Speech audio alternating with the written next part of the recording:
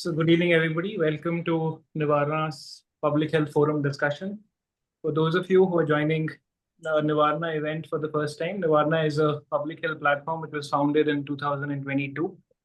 The aim of the platform is to bridge the gap between public and public health information by making public health information easy to understand and comprehensible for the rest of the population.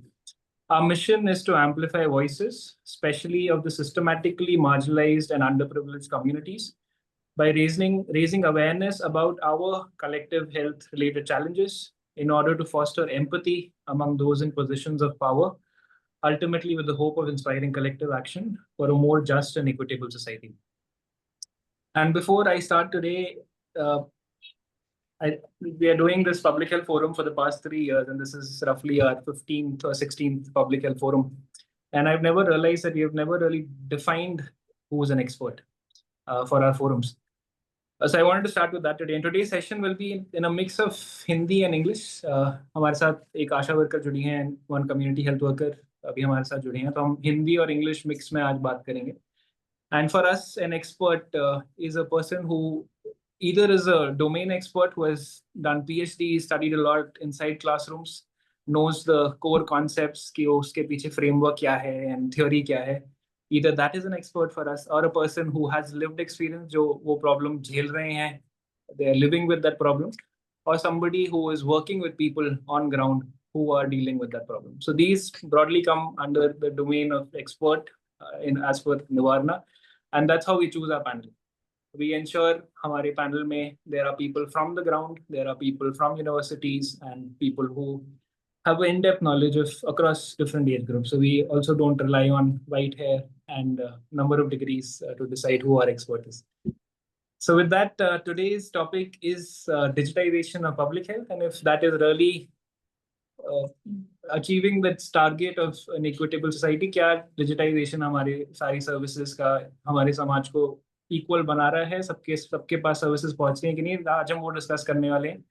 And for that we have a very interesting panel today. हमारे साथ पूनम, शायद अभी पूनम अगर आप जुड़ चुकी हैं तो आप अपना कैमरा ऑन कर सकती हैं, बट पूनम महाराष्ट्र से एक आशा वर्कर है जो मुंबई में काम करती हैं. हमारे साथ ज्योति हैं, ज्योति कम्युनिटी हेल्थ वर्कर हैं जो छत्तीसगढ़ में काम करती हैं. हमारे साथ डॉक्टर जॉनी हैं जो 31 ईयर्स उड़ीसा में काम किया है as a community physician. He has also run the hospital there.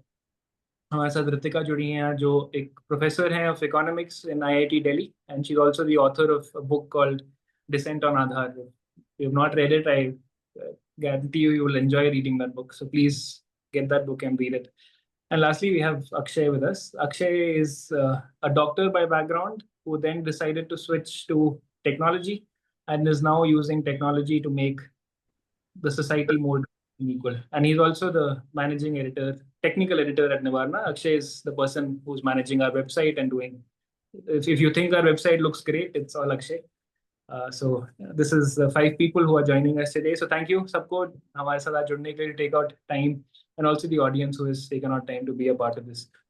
So how the format will be: first we'll start with the conversation. हम सब लोग थोड़ा बातचीत करेंगे around some topics, and then after some 30-40 minutes of conversation, we'll open up for questions, experiences, insights of experts who are also in the audience. Poonam शायद अभी तक नहीं जुड़ी हैं, तो ज्योति आपके साथ मैं शुरू करना चाहूँगा. आपके एक्सपीरियंस में क्या आपको लगता है कि जो डिजिटल सिस्टम्स हैं वो उन लोगों को जो ट्राइबल एरियाज में हैं, रिमोट एरियाज में हैं, उनको ध्यान रखते हुए बनाए गए हैं? आपके अनुभव में आपको क्या लगता है? And I will also translate for people who are not understanding Hindi, so I will soon translate, so don't feel too anxious.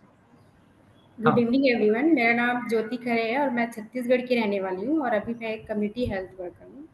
अगर मैं डिजिटाइजेशन की बात करूँ कि ट्राइबल कम्युनिटीज़ के लिए, तो अगर देखा जाए तो सबसे पहले तो नेटवर्क की बात होती है, नेटवर्क सिग्नल की. तो अगर नेटवर्क सिग्नल ही नहीं है तब तो हम डिजिटल सिस्टम की बात कर ही नहीं सकते वहाँ के लिए. तो इससे तो स्पष्ट होता है कि ये डिज़ाइन शायद ट्राइबल कम्युनिटीज़ या रिमोट एरिया के लिए नहीं है. और मैंने अपने कम्युनिटी वर्क एक्सपीरियंस से मैं बताना चाहूँगी कि जब मैं कम्युनिटी विजिट पे गई और वहाँ मैंने देखा कि क्या क्या डिजिटल सिस्टम की वजह से क्या क्या फेस करना पड़ता है लोगों को. तो एक गांव है बहेड़ामुड़ा जो ट्राइबल कम्युनिटीज़ के अंतर्गत आता है। वहाँ पे मैं वहाँ गई विजिट के लिए। वहाँ पे एक अम्मा थी, अभी उनकी उम्र 70 साल की होगी। तो वो दाई को वो अम्मा को आधार कार्ड बनाने के लिए उनको 5 साल का समय लगा। अब हम सोच सकते हैं अगर उनको एक आधार कार्ड बनवाने के लिए 5 साल का समय लगा, तो वो बाकी जो हेल्थ स्कीम्स है या फिर जो गवर्नमेंट की जो स्कीम है उसकी सुविधाएँ लेने में उनको कितनी प्रॉब्लम फेस करना पड़ा होगा। तो वो जो दाई है जिनकी मैं बात करी वो 70 साल की है उनकी एज। और वो दाई लेप्रोसी बीमारी से पीड़ित थी। तो जब उनसे पूछा गया कि आपके पास अगर आधार कार्ड नहीं है, राशन कार्ड नहीं है, तो फिर आप मतलब आपकी दैनिक जीवन कैसे चलती है, कैसे करते हो आप लोग? क्योंकि दाई पीवीटीजी एरिया से हैं। तो जब उनसे बातें की तो पता चला कि उनके पास राशन कार्ड नहीं था। राशन कार्ड नहीं होने के कारण उनको पीडीएस का लाभ नहीं मिला, क्योंकि उनको पीडीएस का चावल नहीं ले पा रहे थे वो लोग। फिर जब उनकी हेल्थ के रिलेटेड चीज़ें पूछे, तो उनसे पूछा गया क्या क्या आपका आयुष्मान कार्ड बना है? तो उन्होंने कहा नहीं। तो क्यों? क्योंकि उनके पास आधार कार्ड नहीं था, मोबाइल नंबर नहीं था, राशन कार्ड नहीं था। अब चूँकि उनके पास राशन कार्ड नहीं था, तो वो बीपीएल होल्डर में नहीं आ रही थी, इसलिए उनका आयुष्मान कार्ड नहीं बना था। तो ये सारी चीज़ अगर डिजिटल सिस्टम देखा जाए तो मुझे लगता है कि ट्राइबल कम्युनिटीज़ में तो एक्सेस ही नहीं हो पा रही है। जैसे सबसे पहले अगर आधार कार्ड की बात करें, तो आधार कार्ड अगर उनको आधार कार्ड अपडेट नहीं होता ज़्यादातर कम्युनिटीज़ लोगों में। तो आधार कार्ड को अपडेट कराने के लिए उनको एक तो कॉमन सर्विस सेंटर या जॉय सेंटर में जाना पड़ता है। तो जाने के लिए उनको ट्रांसपोर्ट की सुविधा नहीं, क्योंकि काफ़ी रिमोट एरिया में रहने के कारण उनको आने-जाने में दिक्कत होती है और दूर होती है। और उनको इतना मतलब जानकारी नहीं होता कि कहाँ जाना है। और सेकंड चीज़ है कि अगर कुछ गवर्नमेंट स्कीम की बात करें, तो जैसे कि आयुष्मान भारत कार्ड है। डैन ने बताया कि उनको ये स्कीम बनवाने के लिए उनको बहुत सारे चैलेंजेस फेस करना पड़ा। ज जैसे कि आधार कार्ड और राशन कार्ड नहीं होने के कारण एक तो उनका आयुष्मान कार्ड नहीं बना था, प्लस आधार कार्ड उनको लिंक नहीं हो रहा था, आधार कार्ड उनको मोबाइल नंबर चाहिए था। मोबाइल नंबर में फिर ओटीपी का सिस्टम होता है, ओटीपी के कारण उनको दिक्कत हो रही और उनके घर में कोई ऐसे पर्सन नहीं थे जो इन सब चीज़ों को समझ सकें। और फिर इन सब दिक्कतों की वजह से वो बहुत सारे जो गवर्नमेंट की स्कीम है, जो योजनाएँ हैं, उन सब चीज़ों का लाभ लेने में वो वंचित रही, वो परिवार। और उनके परिवार में भी कोई ऐसे व्यक्ति नहीं थे जो उनकी इन सब चीज़ों के बारे में उनको जानकारी दें या वहाँ तक लेके जाएँ उनको। मुझे लगता है कि डिजिटल सिस्टम की वजह से लोगों को बहुत सारे प्रॉब्लम्स फेस करना पड़ रहा है। हाँ, धन्यवाद ज्योति। वो हमें ये सब जानकारी देने के लिए। Those who can't understand Hindi, I'll quickly translate what Jyoti mentioned. She talked about, firstly started with that tribal areas themselves have issue of network. So that is the biggest barrier when it comes to digitization of services. Then the government system already has a lag of few years to get the services in place. For example, she mentioned one lady took 5 years to get an Aadhaar card, and then all the services are then linked to the Aadhaar card. So BDS system, which is the food distribution system, Ayushman Bharat health services, everything is linked to Aadhaar card, and that requires a cell phone and an OTP. So people she has met were not able to get those services because either they were not able to update their Aadhaar card, change their phone numbers, get the OTP, and because there's also often people who are not aware of how to get these things done, they are not able to solve these issues. And these services are often not available in those remote areas, so they have to travel to cities to get it, and often the transport itself is lacking. So thank you ज्योति, हमें ये सब बताने के लिए। पूनम अब जुड़ चुकी हैं हमारे साथ।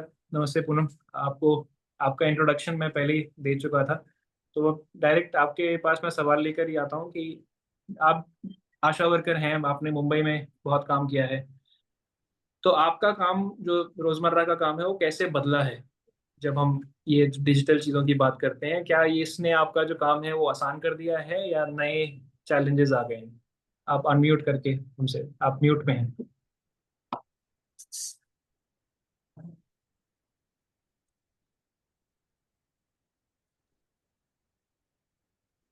हाय। हाँ जी। चैलेंज तो बहुत आते हैं ये काम में, क्योंकि स्लम एरिया में काम करना पड़ता है। और स्टार्टिंग में कैसे, जैसे बारिश होता है ये सब, उसमें जो रजिस्टर है वो मेंटेन करना बहुत डिफिकल्ट है, क्योंकि बारिश के वजह से जो कुछ मेंटेन किया है वो सब चला जाता है, रजिस्टर भीग जाता है, वो छाता पकड़ो, ये सब बहुत डिफिकल्ट है ये सब। तो जैसे कि अभी डिजिटलाइजेशन आया है तो इसके वजह से बहुत आसान हो गया है कि रिकॉर्ड जो है मेंटेन कर सकते हैं इजी से, मतलब उसको हम सेव करके भी रखे तो निकाल सकते हैं वहां से निकाल।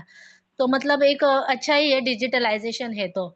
और फिर एक ग्रुप बना सकते हैं उससे, ग्रुप से फिर कुछ काम करना भी आसान होता है। जैसे एरिया में हम जाते हैं तो पर्टिकुलर एक ये होता है कि जैसे वहाँ का कोई हेड है, जैसे एक हेड रहता है हर एक एरिया में, तो उनको हम ऐड कर लेते हैं तो वो अपने तरफ से मतलब अपने एरिया तक सब पहुंचा सकते हैं कि मतलब हम लोग को क्या बताना है। तो मतलब एक डिजिटलाइजेशन तो ये अच्छा ही हो गया है, जैसे कि डोर टू डोर ऐसे ज्यादा जाना नहीं पड़ता है। एक कॉल से भी एक मीटिंग होता है हमारा, व्हाट्सएप पे भी हम लोग एक ग्रुप बना के मतलब ये सब कर सकते हैं काम। और और फिर जब कोई काम भी होता है ना हमारा, तो इससे हम लोग एक चार्ट बना रहे हैं। मतलब अभी तो फिलहाल हमारा सब ऑनलाइन ही काम चल रहा है, ऑनलाइन कर दिया है अभी से। तो एक चार्ट बना रहे हैं और एक यूबिन का काम है, सब है, मतलब सब अभी ऑनलाइन से अच्छा हो रहा है।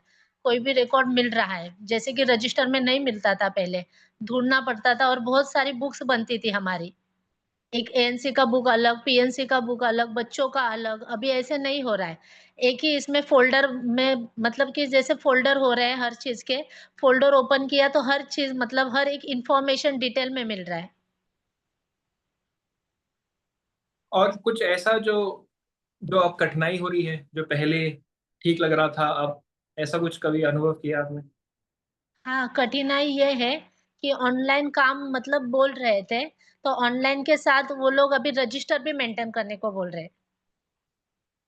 ये हम्म। प्रॉब्लम हो रहा है कि मतलब पहले स्टार्टिंग में तो कहा कि ऑनलाइन करना है, पर अभी रजिस्टर भी बोलते हैं कि मतलब वहां एरिया में डोर टू डोर जाके रजिस्टर में करो, फिर आके यहाँ पे ये अपने ऑनलाइन करना पड़ेगा।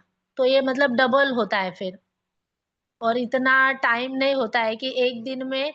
तो भी 60 या मतलब ऑलमोस्ट समझो कि 60-70 हाउसेस एक दिन में देखने पड़ते हैं। तो एक घर में तो 4-5, स्लम एरिया में तो बहुत मतलब फैमिली रहती है, तो इतना बहुत मुश्किल होता है। और इतना कोई इन्फॉर्मेशन देता नहीं है, जो आधार कार्ड रहता है हर चीज रहती है, इतना इन्फॉर्मेशन कोई देता नहीं है। बहुत डिफिकल्ट होता है ये सब। और वही सब वहां से करके आने के बाद हेल्प पोस्ट में आके ऑनलाइन से फिर से एंट्री, ये बहुत डिफिकल्ट हो रहा है। Thank you Poonam. So what Poonam said was that they had the digitization process has brought down, has improved record keeping. Now they previously, when it was newly introduced, they did not have to keep separate registers, and it was difficult to carry these registers in slum areas. Especially during rain, they would get wet. So now digitization has made that work easier. Also, it's easier to fetch records which were previously difficult to relocate in those registers. So now they can easily get the records of people. Uh, but the challenge is now that they are also being asked to do double work. They are still being asked to maintain registers and also do online work. So having to visit 60 to 70 houses in one day is challenging for them to enter in registers and then come and enter in uh, the digital software as well. Thank you, Poonam. Johnny sir, I'll come to you now. You worked in Odisha for decades. Do you feel the main health needs of the people were met, and what were those needs? And if digitization was able to address those needs in your experience over the years?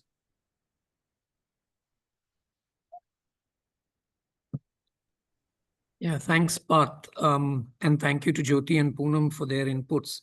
बहुत अच्छा लगा आपकी तरफ से बात सुनने से. Can I just say that my experience is from a very limited area. I worked at a hospital in South Odisha, a place called Bisamkatak in Rayagada district for 31 years. And my work was mainly with the community.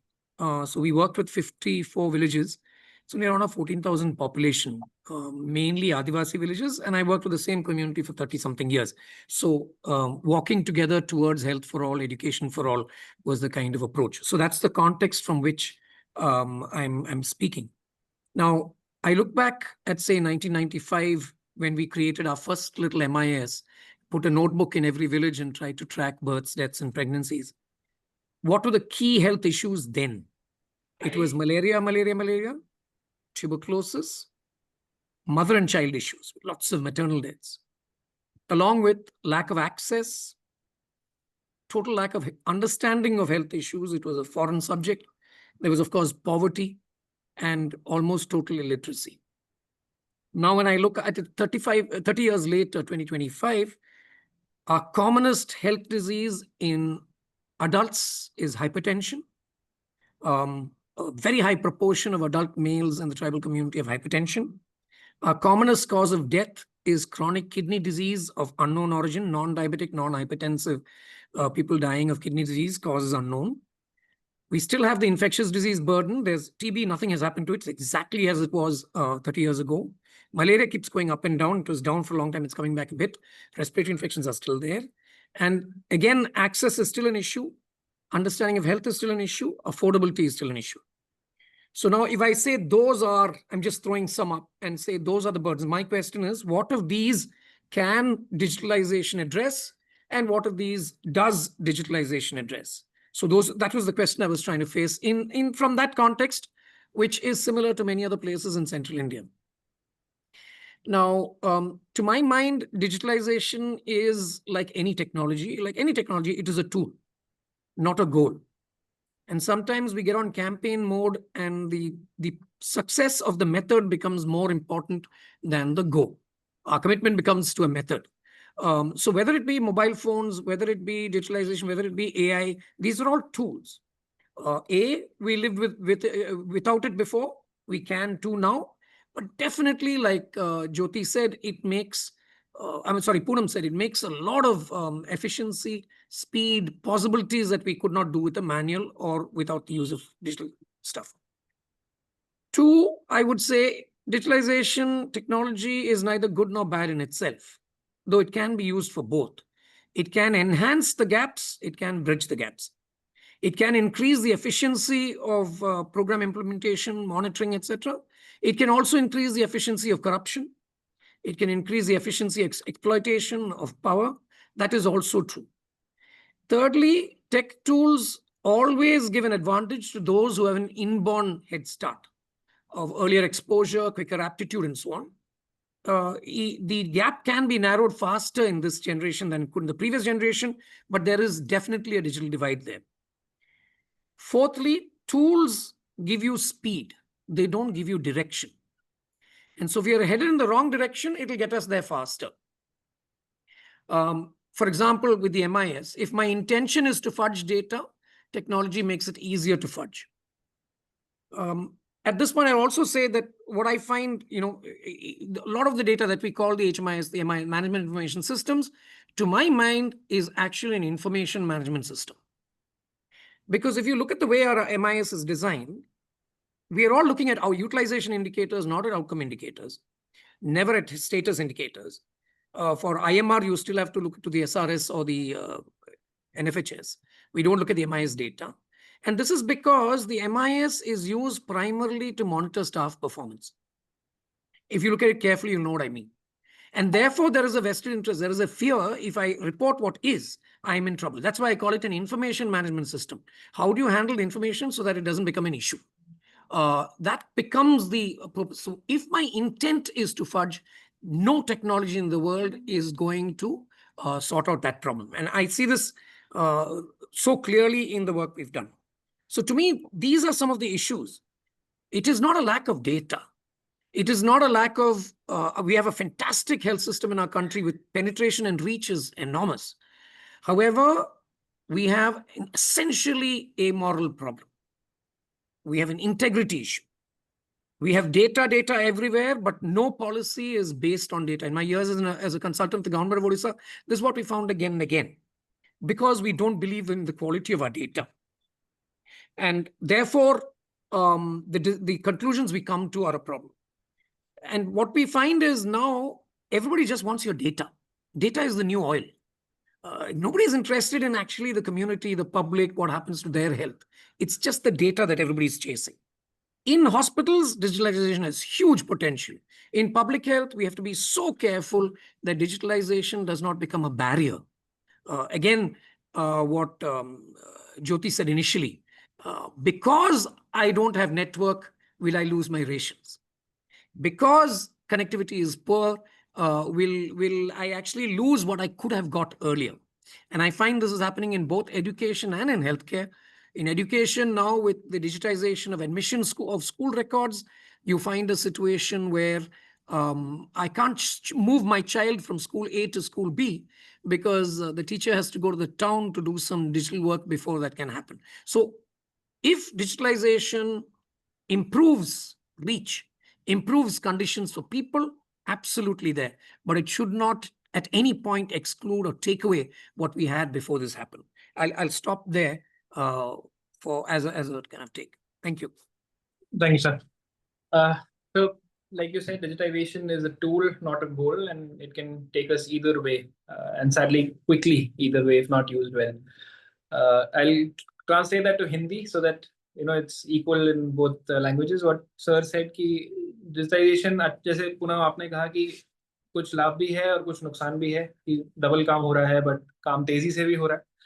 तो sir कहना चाह रहे थे कि अगर गलत intention से वो काम किया तो तेजी से गलत काम भी कर सकता है. डिजिटाइजेशन अगर कोई डेटा बनाने की कोशिश कर रहा है, मन से बना रहा है, एक्चुअली में फील्ड से इकट्ठा नहीं कर रहा है, तो गलत चीजें भी बहुत जल्दी हो सकती हैं डिजिटाइजेशन की वजह से. तो हमें ये ध्यान रखना है कि जो हमारा अंदर से इंटेंशन है, जो हम सच्चाई से काम कर रहे हैं, वो उस चीज पे हमें काम करना जरूरी है, क्योंकि डिजिटाइजेशन तो खाली एक हमारे हाथ में एक टूल है जो जादुई नहीं है जो हर चीज ठीक कर देगा. I hope I translated it all right. I come to you, Ritika, now. You have been studying digitization as a huge public health topic. So my question to you is, it's often presented as a well-intentioned solution. We have so many dashboards, that we have to look at now. But where do you see the biggest gaps and pitfalls in current implementation? Johnny sir has mentioned a few. Your thoughts on what Johnny sir has said, and if anything else you would like to speak on? तो मैं थोड़ा मिला जुला बोलूंगी, पर ज्यादा मैं हिंदी में बोल देती हूँ क्योंकि बहुत कम ऐसे अवसर होते हैं जब पूनम और ज्योति जैसे लोग जो जमीन पे काम करते हैं इस तरह की मीटिंग में शामिल, कम से कम मेरा अनुभव ऐसा है कि उस तरह के कम लोग होते हैं. तो मैं वैसे स्वास्थ्य पे बहुत कम काम किया है मैंने. मेरा इसमें इंटरेस्ट तब से बना है जब से आधार वाले जो लोग थे 2009 या 10 में मेरे पास आए मुझे समझाने कि कैसे आधार से जन वितरण प्रणाली पीडीएस और नरेगा में बहुत फायदा होगा. और उन्होंने कहा, जब हमारी बात हुई तो मैं कन्विंस नहीं हो पा रही थी, तो उन्होंने मुझे कहा कि हम आपको अपने डॉक्यूमेंट्स भेज देंगे. और जब मैंने डॉक्यूमेंट्स पढ़े तो मुझे बहुत ही क्या कहूँ, गुस्सा ही आया, क्योंकि उनकी जो उन डॉक्यूमेंट्स में जो समझ झलक रही थी, क्योंकि हमारा भी काम यही था कि नरेगा और पीडीएस में क्या क्या कमियां हैं, वहां पे किस तरह से करप्शन हो रहा है. लेकिन जो वो डॉक्यूमेंट्स लिखे गए थे उसमें उन चीजों की समझ ना के बराबर थी. और उनके हाथ में एक हथियार था, तो उन्होंने उस हथियार के अनुसार प्रॉब्लम को मैन्युफैक्चर कर दिया. हाँ, it was a remedy in search of a disease and they manufactured the disease as per the remedy that they had. वो रेमेडी उनके हाथ में थी बायोमेट्रिक्स. अब बायोमेट्रिक्स भी बहुत रिलायबल नहीं है, लेकिन अभी बहुत मैं इतिहास में ना जाके जो स्वास्थ्य पे मेरा थोड़ा बहुत अभी काम है उसके बारे में बता देती हूँ. तो इस पे मैंने काम करना इसलिए शुरू किया क्योंकि हमने देखा है कि जो सामाजिक सुरक्षा की बाकी योजनाएं हैं, जैसे ज्योति ने बताया कि राशन कार्ड, डॉक्टर ओमन ने बताया कि स्कूल के बच्चों को, अभी आंगनवाड़ी के बच्चों के लिए भी ये बहुत मुसीबत बन गया है. न सिर्फ आधार, लेकिन आधार के बेसिस पे जो सारे एप्स जोड़े जा रहे हैं सरकार की तरफ से, उससे लोग अपने जो हक है, अपने जो उनको सरकारी सुविधा मिलनी चाहिए, वो बहुत मुश्किल से ले पा रहे हैं अगर वो फंस जाते हैं.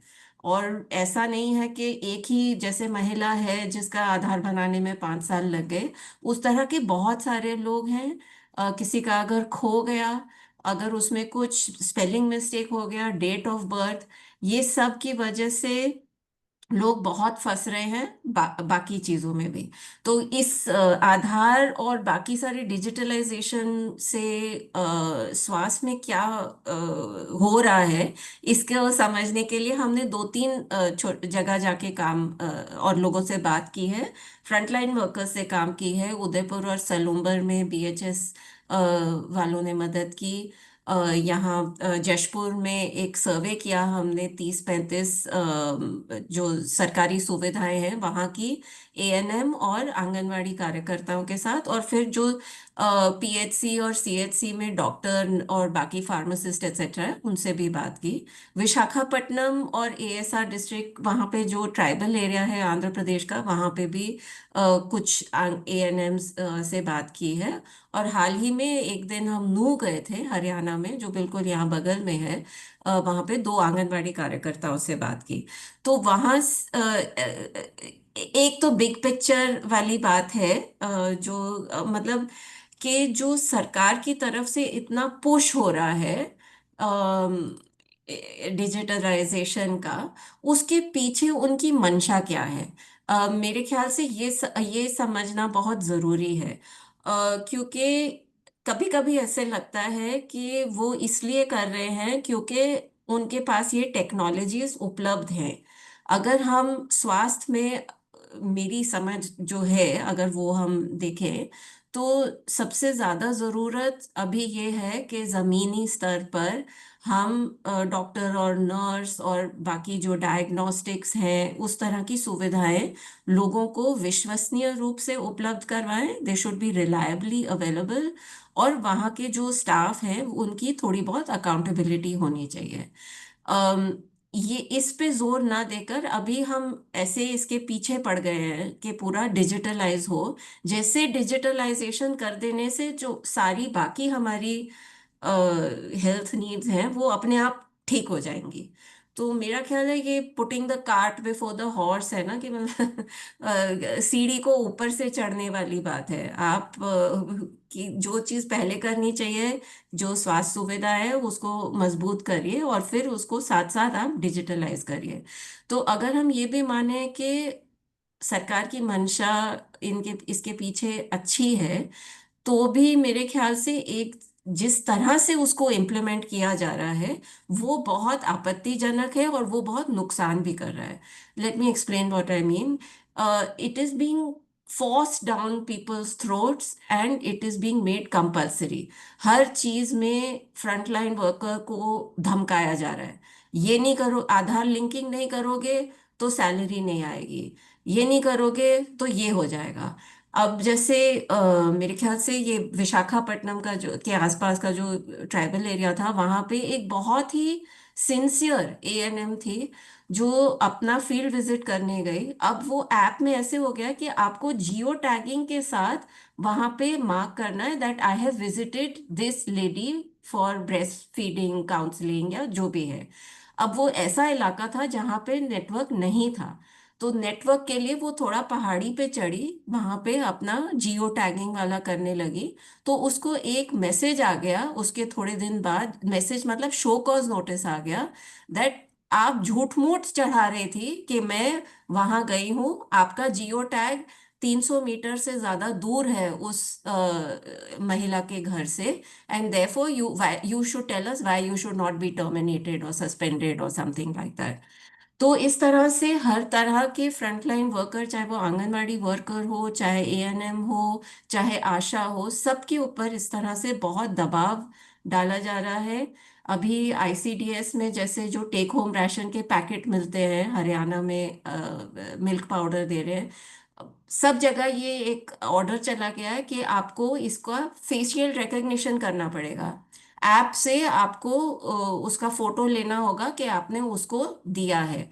अब वो फेशियल रिकग्निशन को किक ऑफ करने के लिए उनको पहले ई केवाईसी करना है। KYC करने के चक्कर में नूह में काफी महीनों से हॉट कुक्ड फूड, जो गरम पका हुआ खाना मिलता था बच्चों को, वो बंद कर दिया गया है, क्योंकि सारी आंगनबाड़ी वर्कर्स अब KYC के झमेले में पड़ी हुई हैं। उनको कनेक्टिविटी इश्यूज हो रहे हैं।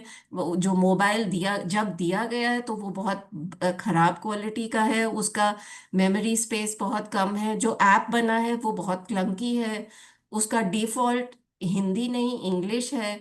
अब उसको बदला जा सकता है लेकिन उसको ट्रेनिंग नहीं दी गई है। तो जो सारे सपोर्टिव आपको प्रोविजंस करने हैं, they are poorly paid. Anganwadi worker तो की सैलरी बहुत ज़्यादा नहीं है, ANM तो फिर भी ठीक है, लेकिन जो बिल्कुल कम सैलरी वाले लोग हैं उन पर ये दबाव डाला जा रहा है कि ये नहीं करोगे तो ये होगा, ये नहीं कर, तो वो खुद के मोबाइल यूज कर रही हैं, खुद का डेटा खर्च कर रही हैं सरकारी काम के लिए, खुद के सिम।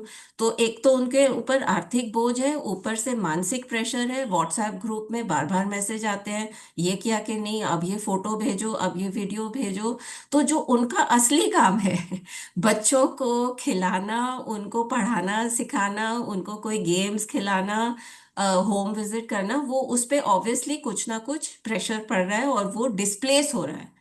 ये सिर्फ आंगनवाड़ी की बात नहीं, ये छत्तीसगढ़ में जब हमने आंगनवाड़ी ANM और उनसे भी बात की तो उन्होंने भी कहा, 40% हमारे रिस्पोंडेंट्स ने कहा कि जो हमारा होम विजिट और फील्ड विजिट वाले काम हैं वो कुछ ना कुछ हद तक छूट जाते हैं।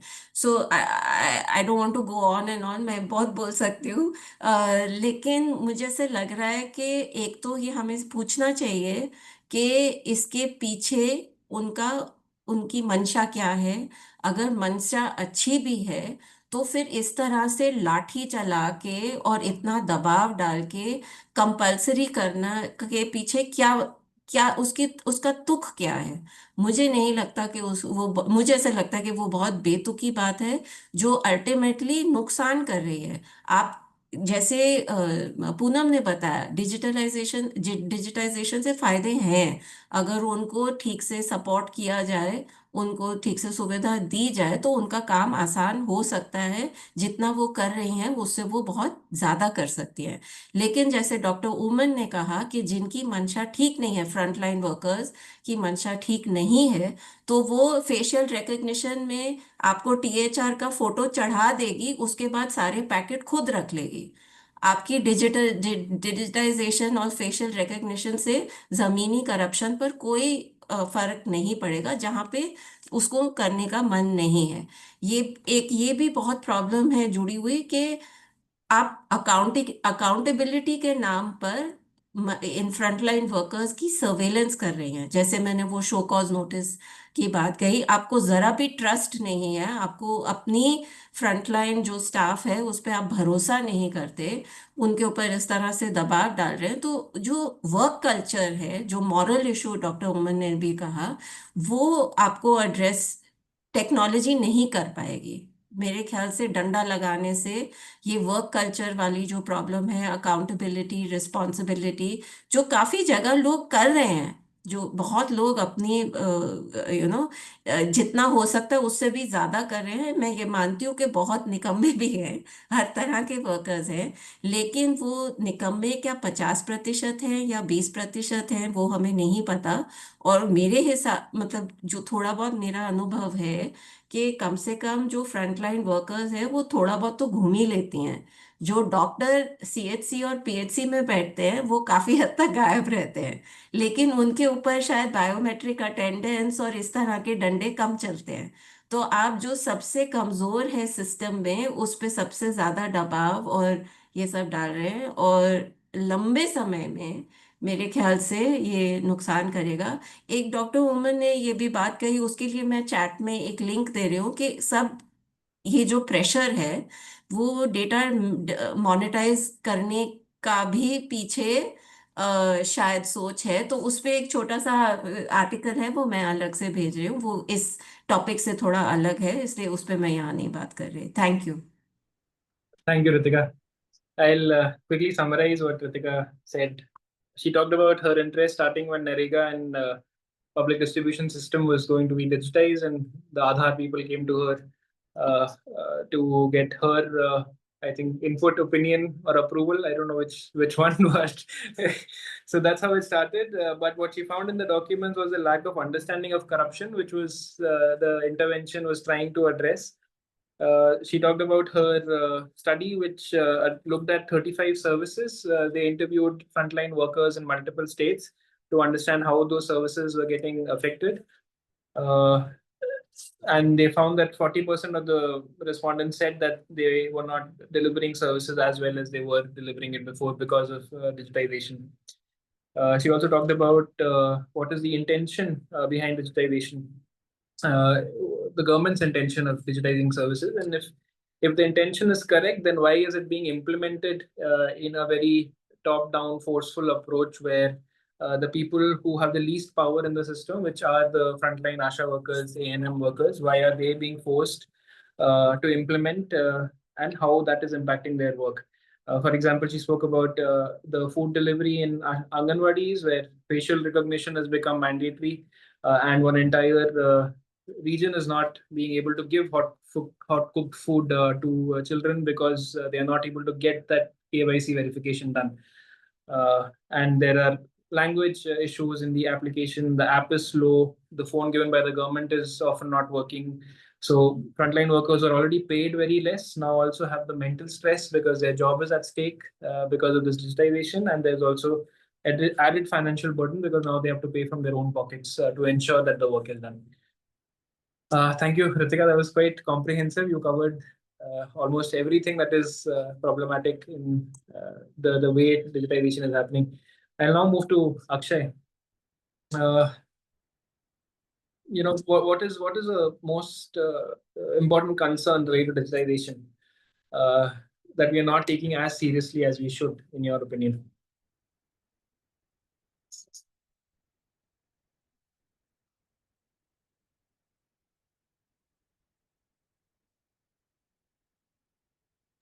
Yes. Yeah, he's not able to unmute him. You can do it now. Sorry. Okay, sorry. So John said using tech as a tool, not as a goal, which Ritika also said it's a remedy that is waiting for a disease or putting the cart before the horse. So I think, like you said, they've already covered what I originally prepared to say, So I wrote down some more things to frame this discussion better, perhaps. One is to think about whether technology or digitalization, digital health, all of this is just one homogeneous entity, or if it's multiple things. Like it's not the same everywhere. It's not the same with everything. So when you say Aadhaar, that is a different kind of digitization. When you're talking about communication tools, that's a different kind of digitization. Hospital information systems is different from electronic health records. That's different from lab reports. That's different from communication protocols. So all of these are different digital systems. So we have a tendency to club everything together and try to make one judgment about it. And therefore, we get confused when someone says it's doing really bad and someone says it's doing really good. The whole confusion arises because we are not going into granularity. So I think it would be best if we go to granularities. And then also to answer the question of what are some concerns we are not thinking about seriously, we can think about why, like Ritika said, why is digitization or digital health being done? The forum title actually said something like, is it delivering on the promise of health equity? But was it actually a promise? Did any of this get built with the promise of health equity? If you actually look at some of the documents that we can refer to, like National Health Policy 2017, you look at the section which talks about build a digital health ecosystem. The word equity doesn't come there. The words they're using are efficiency, transparency, monitoring, all those kinds of things. So equity comes in that document as a guiding principle of the policy, but not specifically for digital ecosystem. And it's useful to look at the definition that they give for equity. they say reducing inequity through affirmative action to reach the poorest, and also reducing disparity on account of gender, poverty, caste, disability, social exclusion, all of those. Now, so this was the vision. Let's say this was the vision for a particular kind of digital ecosystem that is being built. When it comes to implementation, so you look at a document like National Digital Health Blueprint, which came out in 2019. Now you see that this document hasn't even given notice to the objectives of efficiency and transparency and accountability. They have gone on to something else altogether. They're like, we should build a interoperable infrastructure. We should build open standards. We should. So there's a perversion of the goal from the vision stage to the implementation stage there itself. In fact, that document mentions equity thrice, and they're using equity as equity stake in a company, like in the business sense, not in the equity as health equity sense. So in that sense, different people are talking about digital in different ways. So we should not get confused by one vision that someone is articulating. We should actually look at what is being implemented and how it is being implemented, and base our critiques on that. And that's why it's very useful to have this synthesis of our experiences from the ground, and then using that to build upon it. So to add in specifics, to say why, so it's not about equity. So the why of digitalization is a concern, and then what is also a concern. It's what is actually getting digitized. If you look at it, the digitization is mostly focused on, again, like already people said, on the monitoring aspects, on the management aspects. It's not focusing on health data at all. Like it's really incredibly useful to digitize health information, have electronic health records and all of that. But there's very little that the government or people are putting into that kind of difficult problems. So what is being digitized should also be looked at. And then who is doing this, or who is leading this, whose vision is being put into implementation is also problematic. It's a combination of politicians who have a incentive to build very visible structures, and also structures that allow surveillance, if I can say that. But also technologies who have something to sell, technologies who have built certain things and now are looking for buyers. Very rarely you find healthcare workers in these. Very rarely you find, of course, they always say it's open, there's a lot of consultation and all that, but the vision and the implementation is not guided by them. How it is being done, already mentioned, it's being made mandatory, there's no collaboration, all of that. And then one more interesting aspect is where it is being done. So usually when you see technology, especially new technology, you see it's first adopted by the elite. So when Google releases a new phone, it's the rich people who are buying it, or the elite. iPhone, everything, any new software comes out. Nowadays, a lot of Indian software is being pushed. So all of this is first adopted by the elite. But now, when it comes to digital health solution, it's being pushed on a different section altogether. The elite doesn't take any of it to themselves. So they are not affected by it. They don't have to hold themselves accountable to it. Like the doctors get off the hook, the other workers who are struggling below them suffer. So in all these questions, why, what, who, how, we're not giving enough seriousness. Thanks, Akshay. Again, firstly, you made me realize the topic of the discussion itself is wrong. Nobody promised equity ever.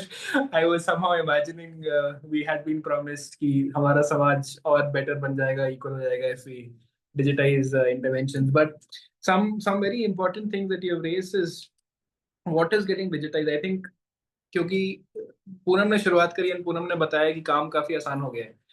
But वही बात अगर हम किसी ANM से पूछें, then ANM will give different answer कि नहीं हुआ है कुछ, जैसे ICDS में खाना नहीं दे पा रहे हैं. तो for each section we have to have a very nuanced discussion of what is working where, and again the why, what, who, where. I think these are quite nuanced discussions that we need to go into depth rather than just saying digitization is bad.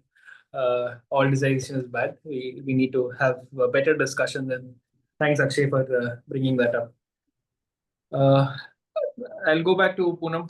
आपके लिए अगला सवाल है कि जैसे हम अब आगे बढ़ रहे हैं, हम विकसित भारत की तरफ हम जा रहे हैं, किस तरह से और हम ये जो डिजिटाइजेशन है इसको हम और कैसे सुधार सकते हैं कि जो आप काम कर रहे हैं समाज में वो और अच्छा हो सके? आपके काम में और क्या क्या आपको कमियां लगती हैं अभी जो डिजिटाइजेशन ये गैप भर सकता है? पूरा म्यूट पे हैं आप। कमियां नहीं है मतलब, पर कैसे है जो अभी मैडम बता रहे थे ना कि डेटा खुद से यूज करना पड़ता है, फिर मतलब वार्ड से टैब वगैरह सब आते हैं पर हम लोगों को देते नहीं है। तो मतलब जैसे कैसे मोबाइल हमारा हैंग हो जाता है, इतना अच्छा मोबाइल नहीं रहता है हमारा। तो अभी तो बहुत सारे ऑनलाइन काम हो गए तो नहीं होता है, इतना डेटा खत्म होता है, सर्वर डाउन होता है। तो जो मतलब टैब वगैरह जो कुछ दिया हुआ है और डेटा भी वहां से मिलेंगे तो और अच्छा काम हो जाएगा। ये सर्वर के वजह से, डेटा खत्म होने के वजह से नहीं हो पाता है अच्छा काम। और अभी तो पूरा सब ऑनलाइन ही चल रहा है। रजिस्टर तो बाद में करना ही है मतलब मेंटेन के लिए, पर ऑनलाइन ही सब चल रहा है काम। तो अगर वो रजिस्टर हटा दिया जाए तो उससे और अच्छा हो जाएगा। हाँ, अच्छा हो जाएगा। कैसे डबल डबल मतलब होता है ना, तो यहाँ आधा एंट्री वहाँ आधा, ऐसा छूट जाता है कुछ तो, क्योंकि बर्डन बहुत है, बहुत सारे काम बढ़ा है अभी। तो पूनम मैं जल्दी से इंग्लिश में सबको बता देता हूँ। Yeah. Can you ask Poonam why they restarted the physical register? Because I think it would be an interesting answer. Poonam Akshay पूछ रहे हैं कि जब शुरुआत में रजिस्टर हटा दिया था तो दोबारा क्यों लेकर आए? उनका कुछ मालूम नहीं है, वो लोग कुछ भी कभी भी कुछ भी करते हैं, कुछ मालूम नहीं है। So like we've been discussing, ऊपर से जो ऑर्डर आता है वो करना पड़ता है। जो ऑर्डर आता है वो फॉलो करना पड़ता है। कभी क्या करेंगे कुछ मालूम नहीं है। अभी रिसेंट में हम लोग का एक स्ट्राइक हुआ था, मतलब एक बता रही हूँ मेरा जो है वो, अभी हम लोग ने स्ट्राइक किया था पेमेंट के लिए। हम लोग को बस 1650 पेमेंट है, तो उसके लिए हम लोग स्ट्राइक किए कि जो CHV है तो उन लोग के तरह हम लोग को भी एक फिक्स पेमेंट करो।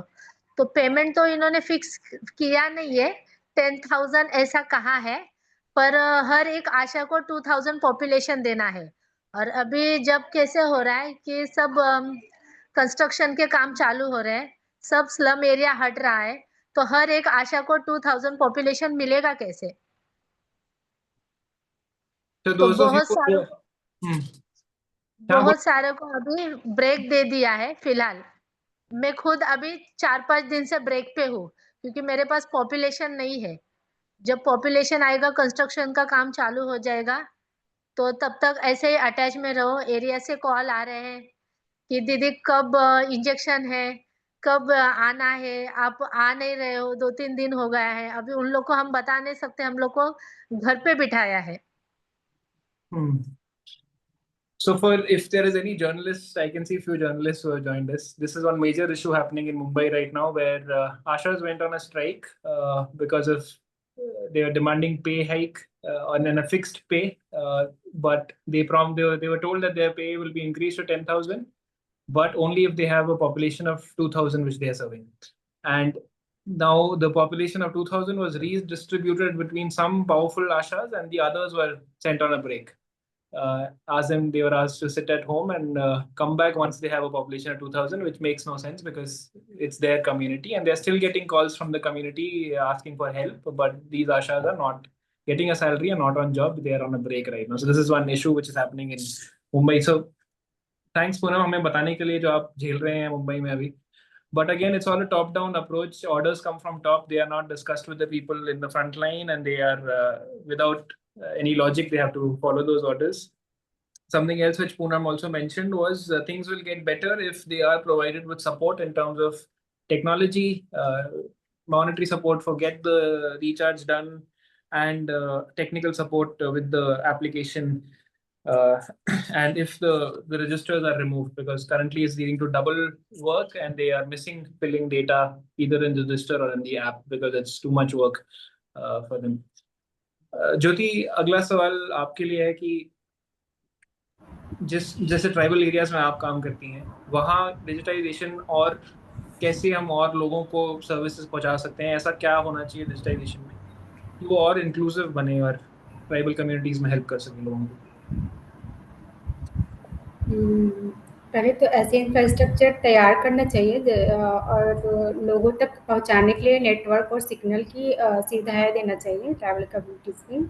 और सेकेंड चीज़ कि ऐसे टूल्स, जैसे टूल्स की बात करें तो मैडम, तो टूल्स ऐसे बनाना चाहिए कि उनको डिजिटल लैंग्वेज या डिजिटल लिटरेसी समझ में आए, जैसे कि ऑडियो टाइप हो या फिर चित्र से उनको समझाया जा सके, जिसमें जल्दी से उनको समझ में आए।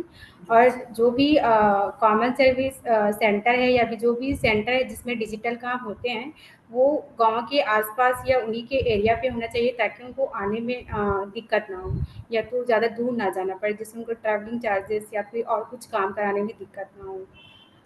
और ऐसे हम उनको इंफॉर्मेशन के लिए हम उनको ट्रेनिंग दे सकते हैं, डिजिटल ट्रेनिंग प्रोग्राम, जिसमें हम गांव के लोगों को या फिर जो आंगनबाड़ी में जो काम कर रहे हैं वो कार्यकर्ता और उसमें जो सहायक हैं उनको, और जो मितानी हैं, इनको हम ये ट्रेनिंग दे सकते हैं ताकि वो लोगों तक पहुंचा सकें। Thank you. Thank you, Jyoti. So Jyoti brought out some very feasible interventions. These are not. This doesn't require rocket science and Deloitte coming and telling the government to do something. These are basic interventions. Have some training for people in the community in digital health.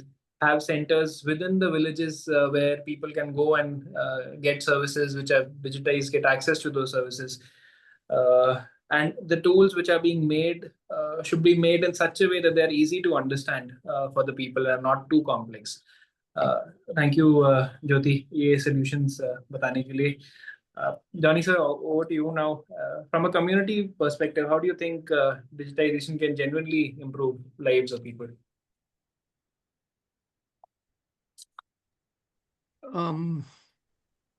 I'll speak in English. Is that okay? That's fine, sir. I'll translate. Yeah. I think everything depends on where you're looking from. Your entire perspective depends on your viewing point. I keep saying your definition of the zoo depends on which side of the bars you're on. So if you look at digitization in public health from the system perspective, how does one make it more efficient? That is another issue. If I look from the other side, the community, the people, and look at the same question, you see something totally different. So let me try and speak not on the side of the worker, the system, but on the side of the people for whom the system is supposed to have been designed or digitalization is happening. The consumer perspective rather than the provider perspective. To me, the first issue which I hope digitization will help is a better understanding of what the priorities are.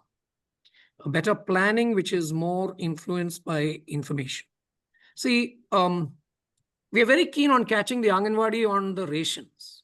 Anywhere where there is a cash outflow, those are the items which actually get caught. In a school, nobody looks at education levels. People look at midday meals. So always, wherever there is a cash outflow, that is the priority for monitoring. That's how the game is played. Now, if I ask the question, what actually are the important issues? I wish we had better, for example, proportionate mortality data. What do people actually die from? That would have been a very basic question that nobody wants to track, because there is a huge issue. You are not allowed to die officially of malaria, for example. If you die of malaria, it's a major issue. If I report a malaria death, I'm in big time trouble. Everybody comes and sits on me. We did this with COVID deaths. So there are certain priority diseases you're not allowed to die of. Dengue, you can't die of dengue. You can die of heart attacks. That's perfectly okay. So our entire data is played with, and that's not what we need to digitize on.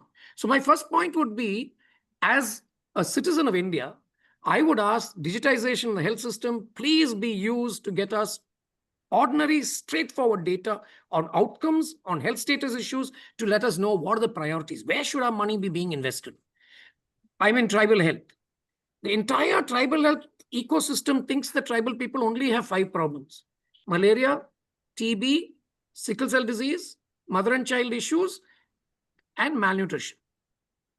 The fact that tribal people have kidneys and all is just left out of the issue altogether because you're working on databases that are ancient stereotyped. So my first point would be, can digitalization help us get us a better understanding of the actual health issues? And since this is tied up with staff performance and punishments and so on, you have to encourage multiple sources of information. You need neutral umpires. When India and Pakistan play cricket, the umpire cannot be from India or Pakistan. If the health system is going to produce all the health data, no way you're going to get the truth. Let education department, panchayats, let everybody else also report health events, and then you do some proper validation and triangulation.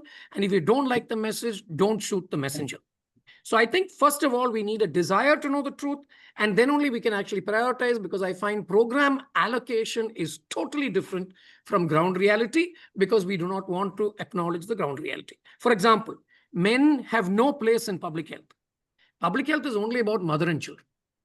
The male is totally irrelevant. Nobody wants to know. But that is not true in the family. In the community, the male is also important. There are communities like the Dongrekon community where the adult male population is just dwindling. Very few adult males left. Nobody is interested in that. Public health cannot be based on my priorities and my uncle's priorities. And therefore, we need to have digitalization which allows us to look at data honestly, sincerely, and play with it. My second thing is, as long as there is the user, that is the system, gets capacity building in digital skills, but the community does not, this gap is going to be a problem. Digitalization of healthcare, I hope, will empower the community. That means you have to push digital literacy. You have to enable people to use digitalization for their benefit. Ultimately, whose health is this? So unless our communities, our schools, primary schools in these places that are targets of all this digitalization stuff, our children must be brought up to understand these issues and to be able to use these tools. Otherwise, it is becoming a system creation, and the community for whom the system is supposed to play is not going to work. So this gap has to go, in which case we need to focus far better education, primary education, and digital literacy in the consumers of healthcare, the community out there. Otherwise, we're not going to reach. The third issue I would like to say is, there is a disease called capitalitis. This is an ophthalmic disease. When I look from the capital, I can't see the country. So I assume, if my capital is Bhubaneswar, I assume that all of Odisha must be like Bhubaneswar. And then our policy, planning, everything is based on that. But there's a total difference here. So again, this is what Poonam and Minal also say. If you do not have network connectivity, if the app is going to hang every 5 minutes, every 2 minutes, just because it works in the capital doesn't mean it's going to work down the system. And therefore, there is a need for us to understand that when we plan programs, plan for the worst case scenario areas, the places where network is coming and going. Will these ideas we're taking actually exclude people down the line? So this requires electricity. It requires network connectivity. It requires digital literacy. All this must happen. Without that, to just try and push systems down, top down, I think is not fair on the people in whose name we are doing all of this. At the end of the day, whose health is it anyway? What is the why of the question? What you said earlier, what Ritika said earlier, we're a remedy searching for, we're a key searching for a lock, So I think that perspective, the ability to see from the other side, is terribly important to get this equation right. And that's where, as far as I'm concerned, this country belongs to the people. The health system is designed for the people, and a tool must be useful only insofar as it works for the people. System efficiency alone is not the answer. At the end of the day, does the nutrition program make our children better nourished? Does this all result in better health for our people? Otherwise, this is another game we're playing, and I don't think it is fair. Thank you. Thank you, sir. I'll quickly summarize and translate. जो sir कहना चाह रहे हैं कि पहले चीज जिससे समाज का थोड़ा स्थिति जो है वो अच्छी हो सकती है डिजिटाइजेशन के जरिए, वो ये है कि हम समझें कि लोग किस बीमारी को झेल रहे हैं. अभी हमारे देश में यही आंकड़े नहीं है कि कितने लोगों की जो डेथ हो रही है किस बीमारी की वजह से हो रही है. तो अगर हम डिजिटाइजेशन का उसके लिए उपयोग करें तो फिर हम आगे जो इंटरवेंशन है वो ला पाएंगे कि लोगों के स्वास्थ्य अच्छे हो सकें. कि अभी जैसे सर ने बताया कि मलेरिया से किसी को मरने की परमिशन ही नहीं है हमारे देश में, क्योंकि अगर वो आंकड़े दिखाए तो फिर ऊपर से डंडा आता है कि क्यों, जैसे कोविड के टाइम में नहीं दिखा सकते थे कि कोविड से लोगों की डेथ हो रही है। फिर जो सोल्यूशन है वो अभी हमारे पे चाबी है और हम ताला ढूंढ रहे हैं, उससे अच्छा होगा कि हम समाज में जाके लोगों की तकलीफों को समझें और फिर उसके बाद फिर सोल्यूशन बनाएं जो जो सबसे रिमोट एरिया में वहां जो सोल्यूशन काम कर सके, ना कि जो सोल्यूशन दिल्ली या किसी और राज्य की कैपिटल में कर सके। Ritika, next question for you. Looking at the future, do you think we are headed in the right direction? If not, what do you think is like short-term, mid-term, long-term changes that we should look at? अ, मेरे नजरिए से देखो तो इस सब की जड़ इस आधार है। हाँ, ये जो मुसीबत है ये आधार की वजह से काफी आई है। और if you look at this iSPIRT website, हाँ, उन्होंने इंडिया स्टैक जो बनाया है जिसमें हेल्थ स्टैक भी है, एजुकेशन स्टैक भी है, तो वो इस पूरे इसके पीछे एक बहुत अहम कड़ी है जो मैं नहीं पूरी तरह से समझती।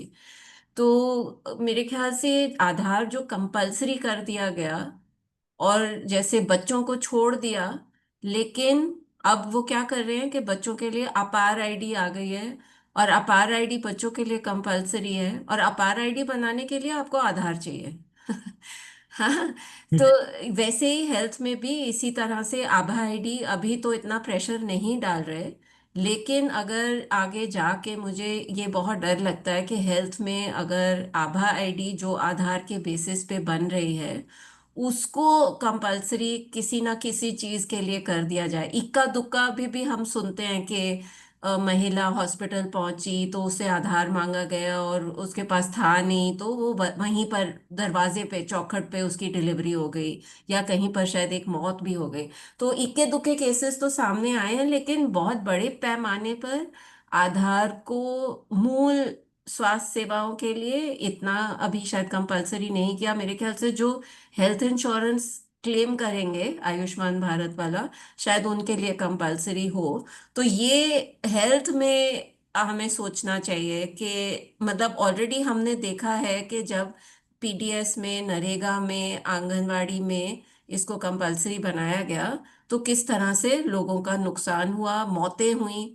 झारखंड में 20 से ज्यादा, 27 मौतें तब हमने मतलब हमारे साथियों ने वहाँ डॉक्यूमेंट की। तो ये एक बहुत बड़ा डर है। तो going forward I think we have to challenge specially the health community has to be very चौकन्ना has to be very alert to the problems that will come slowly perhaps from making this compulsory. दूसरा ये है कि digitise data होने से बहुत सारे फायदे हो सकते हैं, राइट।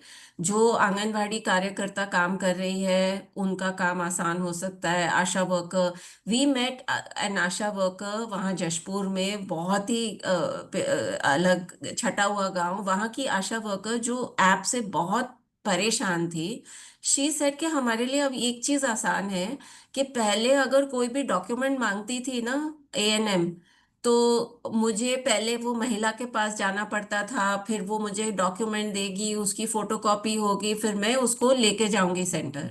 अब ये हो गया कि व्हाट्सएप अगर चल जाए तो वो फोटो से काम चल जाता है। So this is just one example of digitization being helpful even for the most, जो मतलब आशा वर्कर उस पूरी कड़ी में सबसे नीचे है, उसके लिए भी वो उपयोगी चीज उसको उनको भी दिख रहा है। लेकिन परेशानी तब आ रही है जब ये कंपलसरी हो रहा है, जो मैं पहले बोल चुकी हूँ। तो ये तरीका जो है इसको करने का वो हमें सोचना चाहिए। और इसी से जुड़ा हुआ एक मुद्दा है जो मुझे एक्चुअली एजुकेशन में ख्याल आता है कि क्यों हमारे टीचर डेटा रिकॉर्ड कीपिंग का काम उनको थोपा जा रहा है। टीचर को हमने रिकॉर्ड कीपिंग के लिए नहीं रखा, लेकिन अगर आप ग्रामीण स्कूलों में, उत्तर भारत के ग्रामीण स्कूलों में जाओगे तो बहुत मतलब सारा वो रिकॉर्ड कीपिंग का काम टीचर कर रहे हैं, और बहुत जगह एक या दो ही टीचर हैं, तो उनका टीचिंग टाइम की बहुत बड़ी हानि हो रही है. So in the same way, even though we want to build these certain types of digital records, that also is a separate discussion of what should be digitized, but that work should not fall necessarily on the nurse who is actually supposed to provide healthcare to people. She is not a data entry operator. लेकिन सरकार को लग रहा है हम सस्ते में करा देते हैं, और इतना ज्यादा प्रेशर डाल के तो वो पूरी उसकी एनर्जी उसी में जा रही है. अब जैसे पूनम बता रही है कि अगर 60 घर जा रही है, 60 लोगों का रजिस्टर भरेंगी, उसको बाद में फोन में डालेंगी, तो वो वहां जाके कर क्या रही हैं?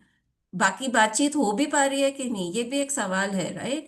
अब वो obviously it's not a thing that they can easily share, that this is hurting our actual task. So I think ये डंडा अप्रोच, और डेटा अगर हमें डिजिटाइज करना है, हमारे देश में नौकरियों की कमी है, तो हम क्यों नहीं लोगों को डेटा एंट्री, वो low in a sense low skill job ही है ना, उसके लिए आपको बहुत नर्स बनने की जरूरत नहीं है डेटा एंट्री करने के लिए.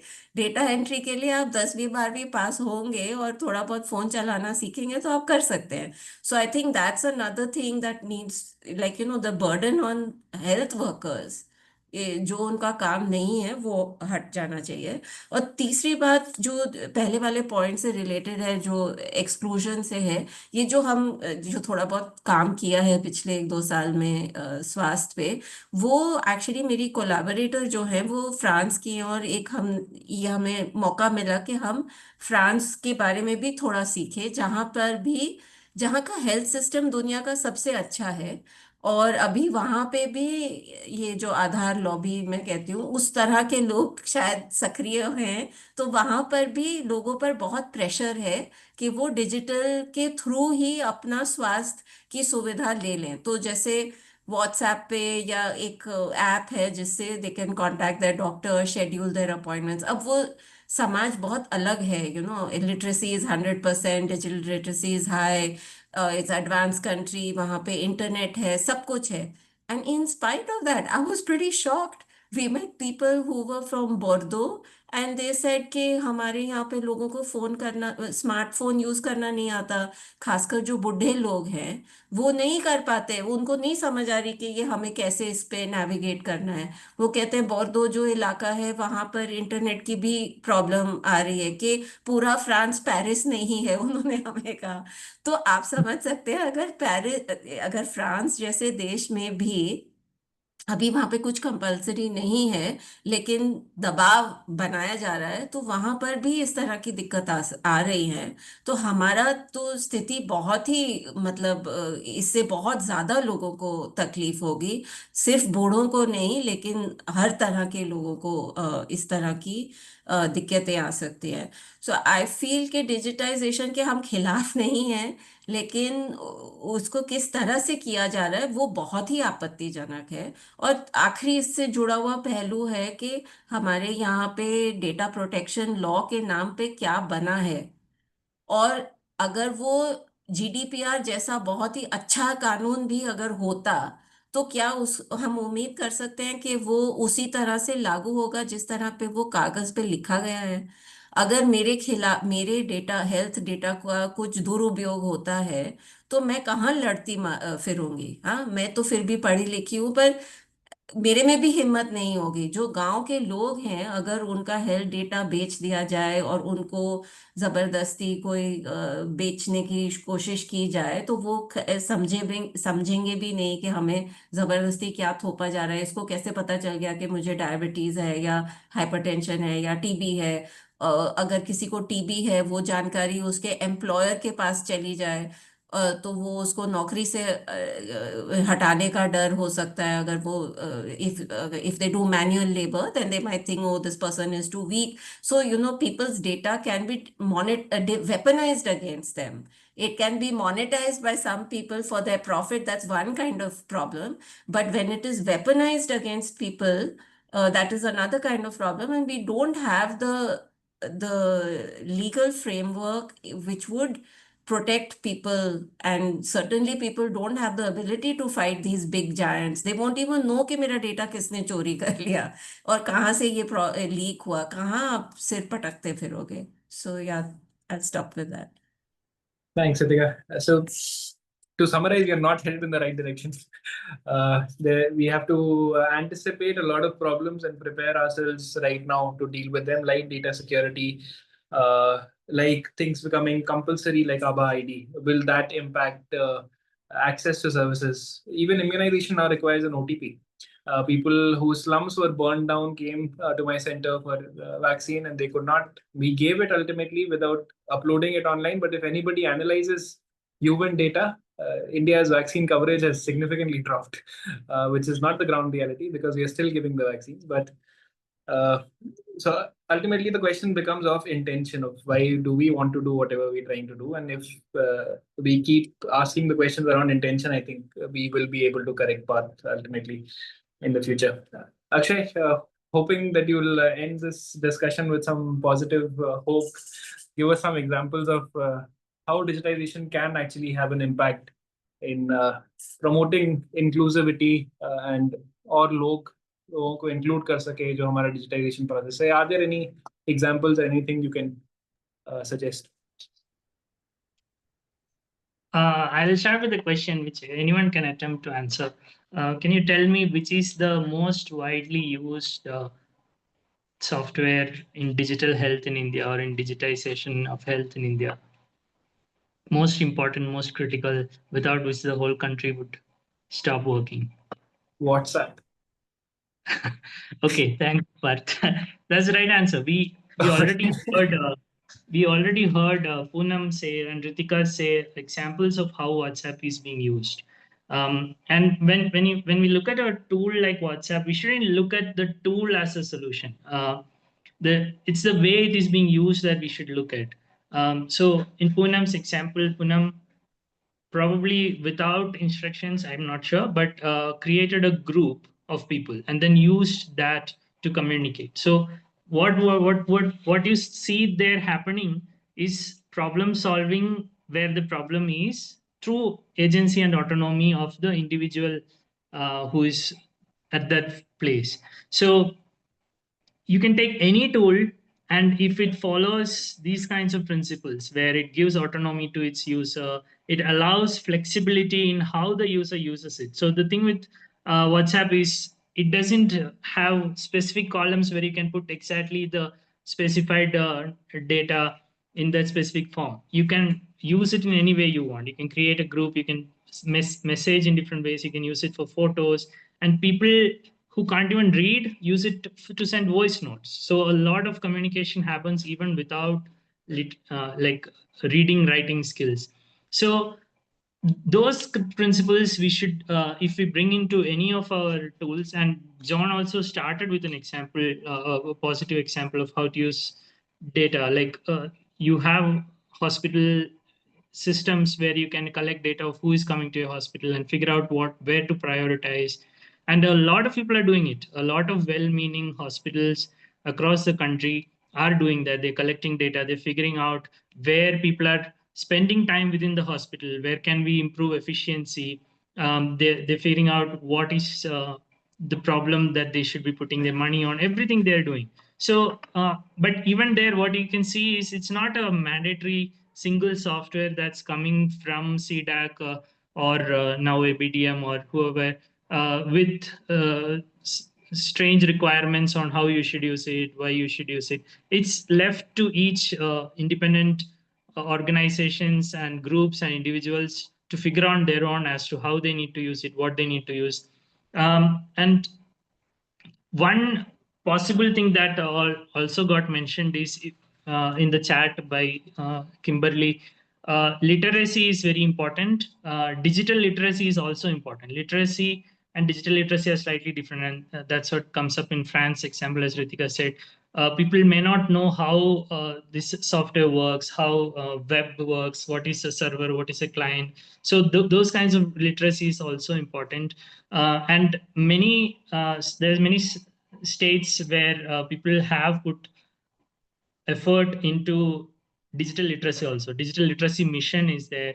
So that is also a positive development. So we need to invest in those kinds of problems which actually help us reach equity and deliver better care.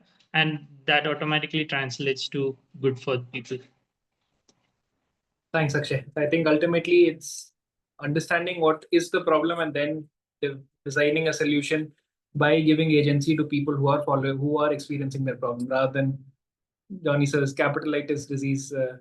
The treatment to capitalitis is to take those people to the reality and where people are actually making them meet the people who are actually dealing with those problems. I'll open the floor for comments now. Dr. Ramesh, I see your hand is up. Please go ahead. If you could also introduce yourself, I'm sure a lot of people here already know you, but if you could, I'll let you unmute. Yes. Thank you. Thank you, Parth, first and foremost, for organizing this and making me part of this. And I would like to congratulate all the speakers. It's been 5 years since I left the government as Chief Secretary, and I had been earlier secretary in charge of the health department. I mean, I just want to make few points. I mean, the situation seems much worse than I have feared. One of the major problems, of course, is that the officials in the government seems to lack empathy of any sort. Now, what really is in the public policy is, I mean, the evidence-based public policy is an oxymoron because the data is never valued, it's never used. I mean, it is essentially data is collected because the chief minister wants it, or the prime minister wants it, or the parliament or the legislative assembly wants this. So this is the only reason why the data is collected. First. Second is, so that's why there's so little, so it's very top driven. The second, what happens is, I mean, digitization is the flavor. And everybody wants digital tools because there's so much that's happening. More sophisticated it gets, more you would like it to be incorporated. More importantly, almost 60% of the IAS officers today who are in the policy-making positions happen to be engineers. So they get very excited by the mechanics of it rather than its utility, why it is being used, how it's being used. They just simply are excited. Now, much more importantly, what's happening now in the government is that it's all being driven by the technology companies, and because either they're of proximity to the politicians, or there's money to be made in this, there's budgets that are being allocated. So it's a mess over there. So it's nobody really cares as to how it's being done, why it's being done, and what its impact is, what its utility is.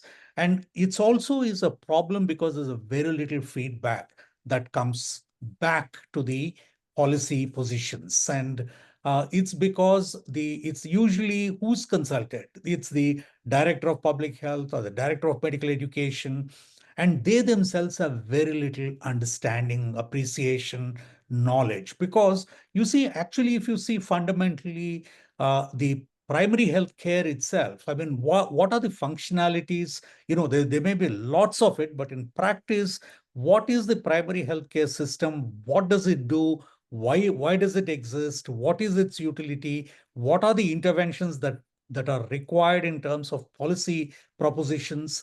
Is never been really understood by those who manage the health system, particularly the secretaries who are key people, and then the commissioners who again happen to be IAS officers.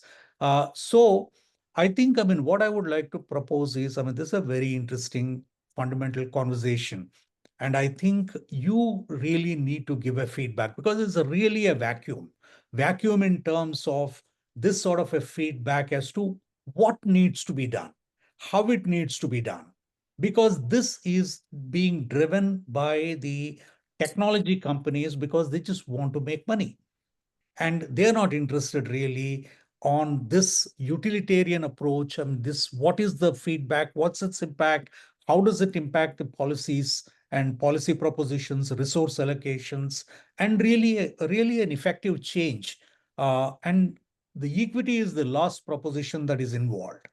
I mean, I think with the more corporatization of the government, I think we really have also incorporated the terminology, taxonomy of the corporate enterprise into the public policy making. So if the equity may be understood really as having a share or a stake in the entire enterprise. So I think, I mean, that fundamental proposition remains. So my own submission to you is that I think as a feedback from here, I think you really need to go back together to some of the governments which maybe tend to be more responsive, or officials or politicians who tend to be much more responsive and give a feedback, because there is a value in this in digitization.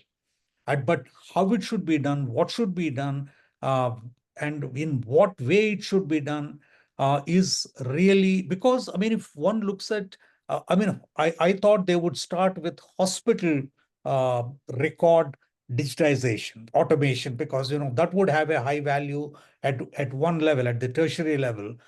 I suppose that has not been done in the government system as yet. I mean, you really started at the other end, which is a lot more complex. And we used to see, I mean, I tried to really rationalize this long ago when I was health secretary, in terms of the 28, 32 used to be the registers that the ANMs were required to maintain. And similar replication is done by Anganwadis, and then this was passed on to the ASHA workers. So all this, and the PHC medical officers had little understanding of why this is being done, or why they are being asked to do it, because they didn't apply back this information loop. They never closed it. So I think there is a value really in addressing some of these issues very seriously, both on the academic platform and also on the application platform. I mean, how do you really bring it down to not just to policy, but also to practice?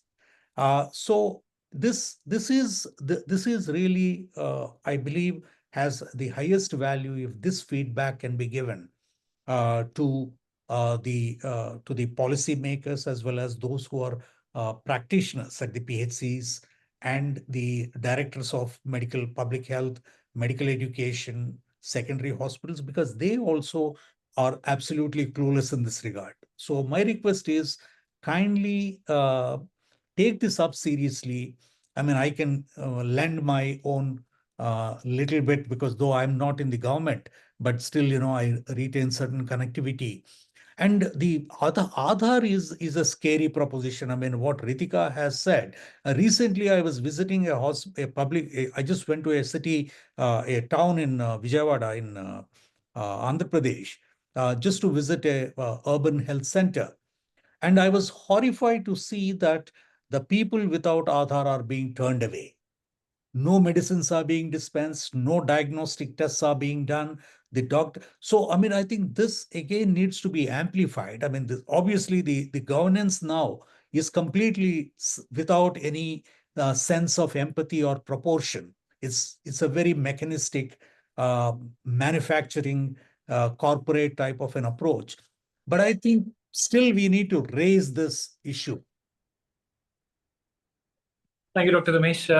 I think there are some very, difficult to answer questions. How do we bring back empathy in our system? How do we make people care? I mean, such a basic question, but I think if we answer these things, that's the root of all problems. We have 5 more minutes left. Any, closing comments from our speakers? कुछ पूनम, ज्योति, आप कुछ कहना चाहेंगे? 5 minute और हैं हमारे पास, तो आखिर में कुछ सुनने के बाद अगर आप कुछ कहना चाहें.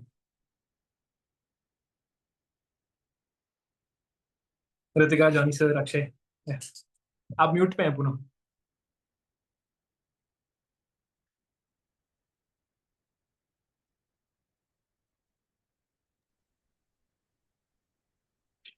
Dr. Ramesh said we should give feedback, and it's good that he's offering to help, because otherwise even it's like data and evidence, no? They don't really want it if it doesn't suit what they've already decided. So they don't want feedback. At least that's my sense. Yeah. हाँ पूनम, आप कुछ कह रहे हैं. मुझे तो ये काम करना बहुत अच्छा लगता है. बहुत अच्छा लगता है. बट ये बहुत मतलब निराशाजनक बात है कि आप जैसी आशा वर्कर हमारे देश में है जिनको अब ब्रेक दे दिया गया है, क्योंकि पॉपुलेशन नहीं है आपके लिए. तो But thank you, Poonam. 3 दिन से कॉल आते हैं एरिया से, मुझे बहुत बुरा लग रहा है उनके लिए। Akshay? Yeah, I'd like to add one point which I was earlier planning to say. And this points to how technologies will sell whatever that they have to sell.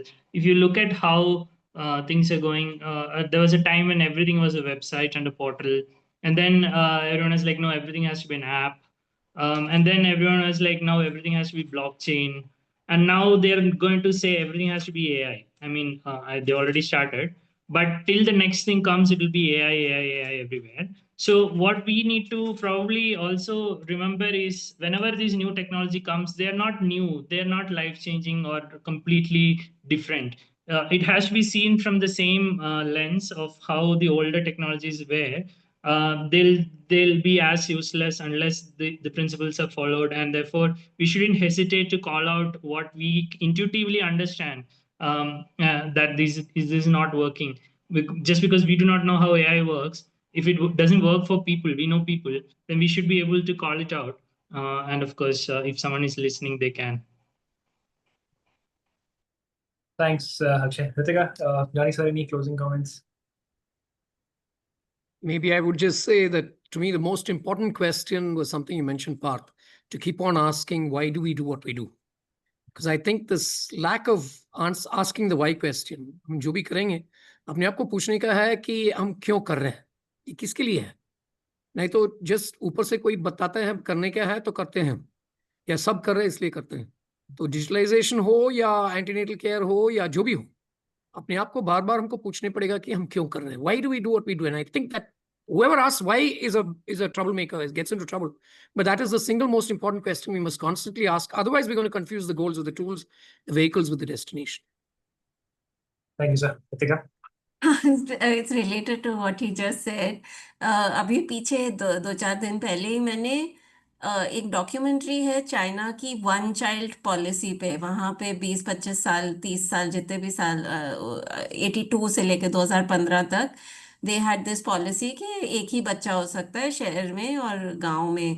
तो ये डॉक्यूमेंट्री जो है वो उन महिलाओं से बात कर रही है जो दाई का काम, नर्स या मिडवाइफ का काम कर रही थी, डिलीवरीज कर रही थी। और इस महिला ने उनसे बात की तो उन्होंने कहा हम उनको अबॉर्ट करते थे, लाइव बर्थ इंड्यूस करके फिर उनको मारा जाता था, फोर्स स्टेरिलाइजेशन हुआ करते थे।